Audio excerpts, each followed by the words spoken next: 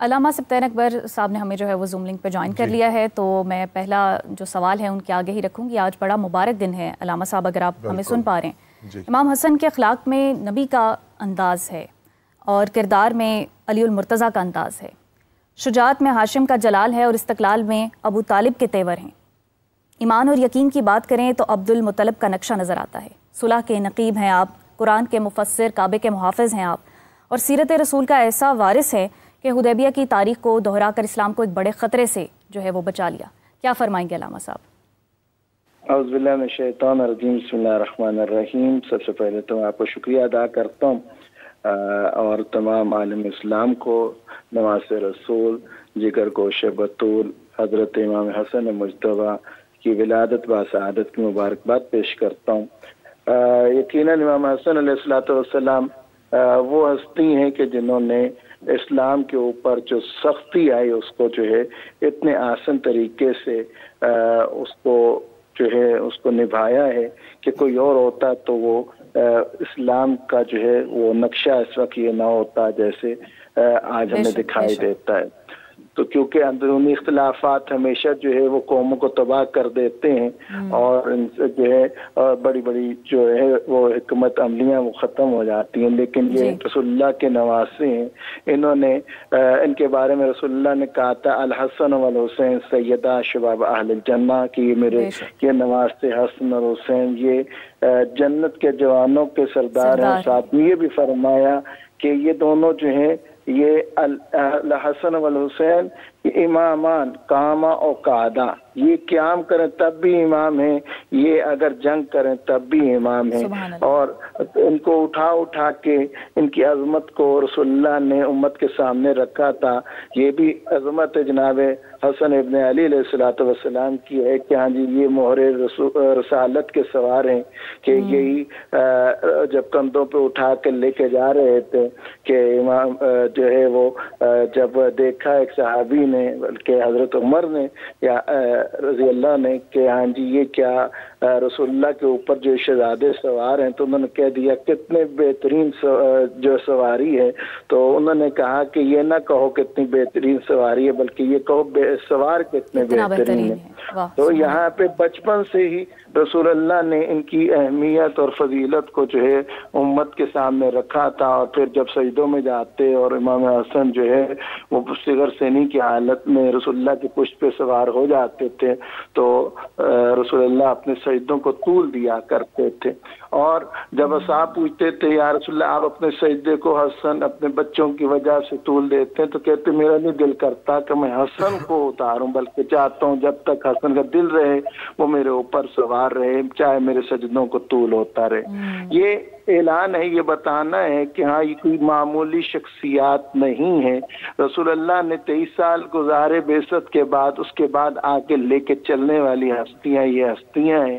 اور یہ ان کو رسول اللہ نے آیت مبالغہ کی روح سے اپنا بیٹا قرار دیا، اور مولا علی علیہ الصلوۃ والسلام جن کے حقیقی بیٹے تھے انہوں نے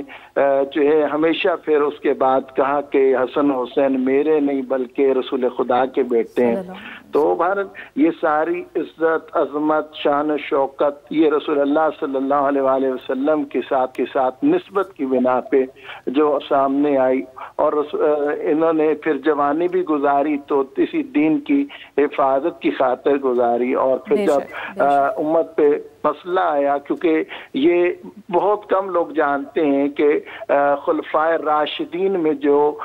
جن پہ اجماع امت ہے، ہر کوئی شیعہ سنی جو مانتا ہے، وہ 5ویں خلیفۃ المسلمین جو ہے وہ امام حسن علیہ الصلوۃ والسلام ہے، کہ مولا امیر المومنین علی ابن ابی طالب علیہ الصلوۃ والسلام جب اس دنیا سے گئے ان کی شہادت ہوئی تو 40,000 افراد نے اسی وقت امام کے ہاتھوں پہ بیعت کی تھی، اور اس کے بعد یہ سلسلہ جو ہے بہت جلدی لاکھوں تک پہنچا۔ تو یہ متفقہ علیہ تھا کہ اور امام علیہ الصلوۃ والسلام کو امام حسن علیہ الصلوۃ والسلام کو خلیفۃ المسلمین چنا گیا، اور 5ویں خلیفۃ الراشدین میں سے 5ویں جو ہیں یہ بنے، اور 5ویں خلیفہ بنے۔ علامہ صاحب ہم آپ کے پاس دوبارہ بھی آئیں گے، یہاں پر ہم اپنے ناظرین کو بتاتے چلیں ہمیں جوائن کیا ہے حسن بٹر صاحب نے، آپ پاکستان تحریک انصاف کے ریپرزنٹیٹیو ہیں as minister of provincial assembly. Thank you very much sir. جی جی، آج جو ہے ہمارا ایک بڑا اہم موضوع ہے کہ ریاست کی ذمہ داریاں اسلامی جمہوریہ پاکستان میں اور اس میں عمرہ کا کیا کردار ہے، تو انشاءاللہ آپ کو بھی شامل گفتگو کریں گے۔ علامہ صاحب، امام حسن علیہ السلام کے سنہری دور کا ذکر کیا گیا، 6 ماہ کی سیاست کے بعد، خلافت کے بعد وہ دستبردار ہو گئے۔ اگر ہم آج کی جو ہے وہ حکمرانوں کی بات کریں تو ایک پیج پر آنے کے لیے ان کا اسوہ کیسا ہے ہمارے لیے؟ بہت شکریہ جی، بالکل مختلف ہے۔ اس کے پیچھے ایک بڑا اہم ایشو ہے۔ اکابرین دیکھیں، صحابہ کرام سے، آپ صلی اللہ علیہ وسلم کی ذات سے شروع کرے نا، نبی کریم صلی اللہ علیہ وسلم نے جب ریاست سنبھالی تھی نا، غربت کا یہ عالم تھا کہ کسی کے پاس کفن کے لیے کپڑا نہیں تھا، سر ڈانپا جاتا تھا، پاؤں ڈانپے جاتے تھے، سر کفن کے لیے یہ کپڑا نہیں تھا۔ اسی طرح لے کر گئے اپنی ذات کے لیے نہیں، اللہ کے دین کی سربلندی کے لیے۔ جناب سیدنا فاروق اعظم رضی اللہ تعالیٰ کی خلافت، حضرت ابوبکر صدیق رضی اللہ تعالیٰ کی خلافت آئی، سیم یہ صورتحال کچھ بہتر ہوئی۔ آپ نے یہ جو 6 ماہ کا عرصہ بیان کیا نا، حضرت صدیق اکبر رضی اللہ تعالیٰ کی خلافت آئی، کچھ بہتری آئی، کچھ لباس، کچھ کفن بہتر آیا جناب۔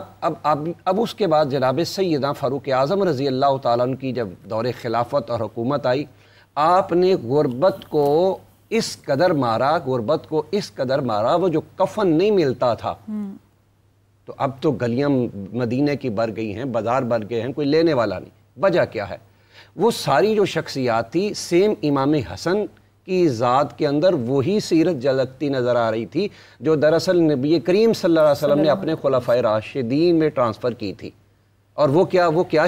چیز تھی؟ وہ صرف اور صرف لے کر چلتے تھے، کمبائن لے کر چلتے تھے، وہ اللہ کے دین کے لیے لے کے چلتے۔ آج کی جو آپ نے بات کی ہے، کسی بھی حکومت کو دیکھ لیں، کسی بھی حکومت کے نمائندے کو دیکھ لیں، کسی بھی پارٹی کو دیکھ لیں، ہم کسی بھی پارٹی کا نام نہیں لینا چاہتے، جو بھی آ رہا ہے، جیسا بھی آ رہا ہے، وہ اپنے آپ کو پروموٹ کر رہا ہے، وہ ریاست کے معاملات کو نہیں پروموٹ کر رہا، وہ اخلاق کو پروموٹ نہیں کرتا، وہ ان اصولوں کو لے کے چل ہی نہیں رہا، جبکہ جن کو لے کے چلنے کی ضرورت تھی۔ اس لیے جب تک 2 چیزیں ہیں،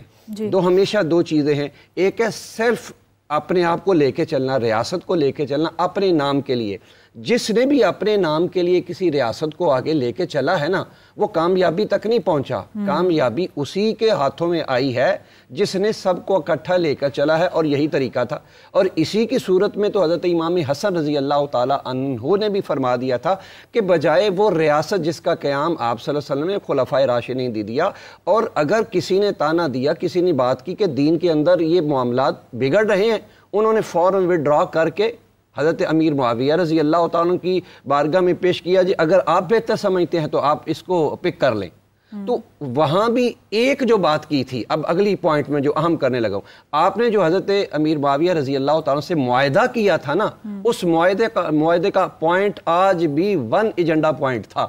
آپ نے فرمایا، آپ نے میرے اپنے بعد یہ خلافت کسی جانشین کو نہیں دینی، کسی اجنبی کو دینی ہے جو اس بات کا اہل ہو۔ صدیاں گزر گئی ہیں، یہ نسل در نسل سلسلہ چل رہا ہے۔ حافظ صاحب، ایک